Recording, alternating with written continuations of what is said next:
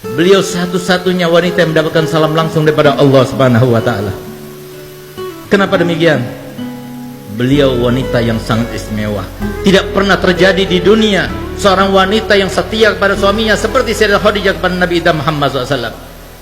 Pertama kali beliau kawin dengan Nabi Muhammad. Nabi Muhammad umurnya masih 25 tahun, belum diangkat menjadi Rasul.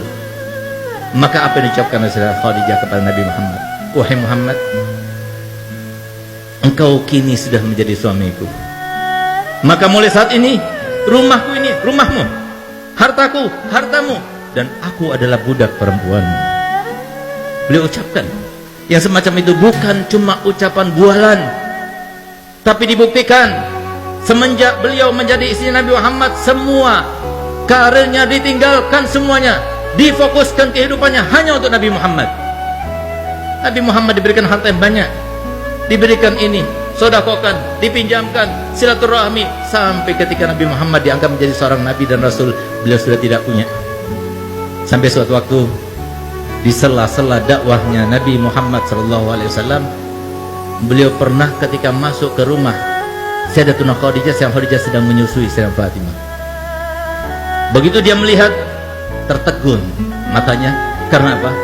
Ternyata air susu yang diminum oleh Sayyidah Fatimah berwarna putih bercampurkan merah. Kenapa? Karena beliau sekeluarga Nabi Muhammad dengan Sayyidah Khadijah dan Sayyidah Fatimah tidak makan 3 hari 3 malam, sehingga tidak keluar lagi air susu yang berwarna putih. Di saat itulah Nabi Muhammad SAW meneteskan air mata, tertegun.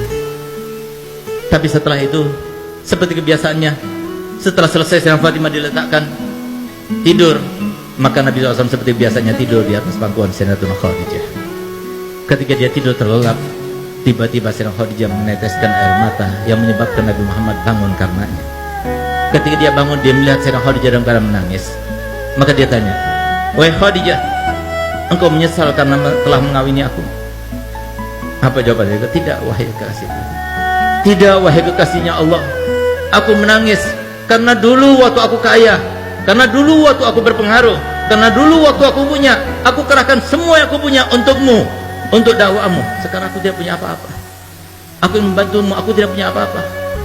Kalau penyesalan itu ya Rasulullah, kalau engkau anggap aku menyesal karena telah mengawinimu, dengarkan perkataanku. Kalau seumpama aku sudah meninggal dunia, sementara engkau masih membutuhkan biaya, engkau tidak mendapatkan biaya itu, galilah kuburanku, ambillah tulang belulangku, rakitlah, gunakan untuk sampanmu, untuk jadikan sebagai rakitmu, untuk perjalanan dakwahmu. Kalau engkau mau, pergilah ke pasar, juallah, dan hasil penjualannya kau gunakan untuk biaya dakwahmu." Sayyidah Khadijah bukan cuma bualan saja. Sampai detik-detik akhir umurnya, ketika beliau dalam keadaan sakaratul maut, yang bahkan beliau tersenyum pun sudah tidak bisa, yang dengan kesaksian Nabi Muhammad dan sumpahnya Nabi Muhammad, "Demi Allah, seumur hidupku aku tidak pernah melihat Sayyidah Khadijah melakukan suatu tindakan, mengucapkan suatu ucapan yang membuat hatiku risau dan galau karenanya. Demi Allah, aku tidak pernah menginginkan sesuatu untuk dilakukan oleh Sayyidah Khadijah kecuali sebelum aku utarakan, beliau sudah melakukannya untukku." Beliaulah ketika beliau dalam keadaan menanggung rasa sakit yang luar biasa ketika sakaratul maut, maka beliau meneteskan air mata di depan Sayyidatuna Fatimah dan Sayyidatuna Ummu Kulsum yang hanya berduaan yang menjaganya Sayyidah Khadijah. Di saat itulah ketika melihat tetesan air mata, maka Sayyidah Fatimah berkata kepada ibundanya, "Ibu, engkau merasakan sakit karena sakitmu?" "Tidak, tapi aku menangis karena memikirkan ayahmu. Kalau aku sudah meninggal, siapa akan masakan untuk ayahmu? Siapa akan mencucikan baju untuk ayahmu? Siapa akan menyenangkan hati ayahmu? Siapa akan menghilangkan gundah ayahmu?" Maka Sayyidah Fatimah berkata, "Ibu, semua yang kau lakukan, aku akan melakukannya untuk ayahku." Subhanallah, sehingga pantas Sayyidah Fatimah dijuluki oleh ayahnya Ummu Abiha, ibu dari ayahnya sendiri. Setelah Sayyidah Khadijah meninggal dunia, semua yang dilakukan oleh Sayyidah Khadijah, semuanya dilakukan oleh Sayyidah Fatimah. Subhanallah, di saat-saat beliau sedang berkeluh kesah semacam itu, tiba-tiba terdengar suara ketukan yang sangat halus, tidak keras, tidak mengagetkan mereka. Begitu kedengaran suara ketukan yang sangat halus tersebut, maka langsung isi rumah itu Sayyidah Khadijah, Sayyidah Fatimah mengatakan, "Ayahmu datang, bangunkan aku, bangkitkan aku. Sayyidah Khadijah duduk sudah tidak kuat, tapi minta pada Fatimah supaya ditopang dengan lututnya, supaya kelihatan seakan-akan dia duduk. Yang tadinya wajahnya bersenyum saja tidak bisa, dipaksakan untuk tersenyum.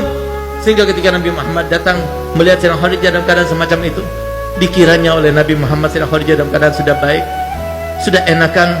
Maka Nabi Muhammad, kalau begitu aku akan meneruskan dakwahku. Dia keluar kembali.